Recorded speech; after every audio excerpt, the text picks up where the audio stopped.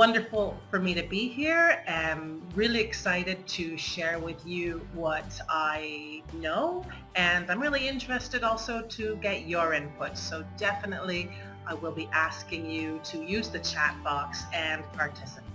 Gamification is in fact the use of game design elements in non-game applications like classrooms, okay? So contrary to popular belief, gamification is not playing games in the classroom.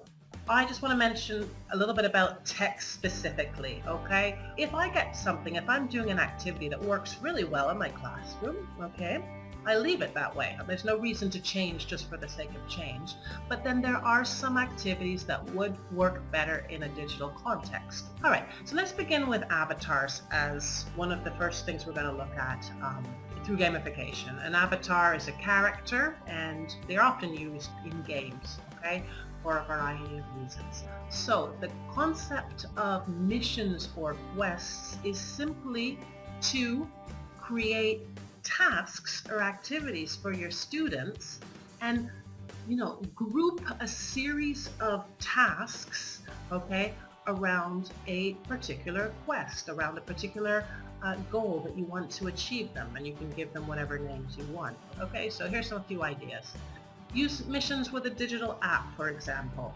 A mission card. You could create a card, physical piece of paper, or a virtual card or a PowerPoint or whatever, okay, where the students have to create a word cloud, okay, around some aspect or some vocabulary area that they have recently covered in class. So let's move on a little bit. We've got the concept, the principle then of points and leaderboards, okay? If you're going to give points and put a kind of board, it should be visual. If it's in your computer, it's not very motivating. If you don't feel very comfortable with individual students getting individual points, you can always create groups, okay? Is this too childish for students doing bachillerato? Good question. You know what? All ages like playing games. Try it and then observe. Ask them. Try bringing stickers to class.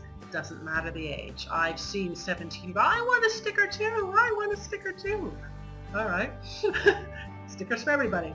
So now we're getting into the rewards, okay? So these are badges, okay? Badges are basically saying that I did a series of actions in the classroom, and now I get recognition for those actions in the form of a badge or an achievement. Many of you have mentioned the classroom app, Class Dojo.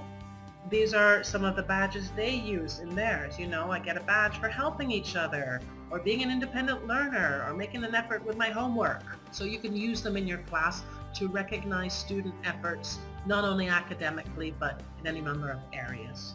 Another concept of gamification is called a power up, which basically means you did something so you get extra power. Like for example, if they completed 4 missions, maybe you'll give them a power up. Okay, and a power up I consider in this case a little bit like a reward. Okay, the last principle we're going to deal with quickly is storytelling. Most good games have a narrative, a story, okay? So again, working with storytelling principle in the classroom might be because it allows for many skills. So I want to go to the very last area, okay? Practical things that you can do in the classroom, okay?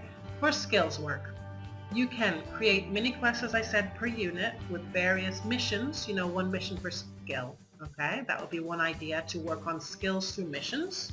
For using textbooks, you could use the principle of badges to recognize achievements as you work through a unit, okay? So for example, you could have, remembering vocabulary badge, okay? Or you could remember helping a partner, okay? And they get a badge if they explained a grammar point to a partner. Hi, Rachel. Thanks very much for that. Really fantastic session. And I'm sure everybody participating would have got some really practical ideas to take home as well.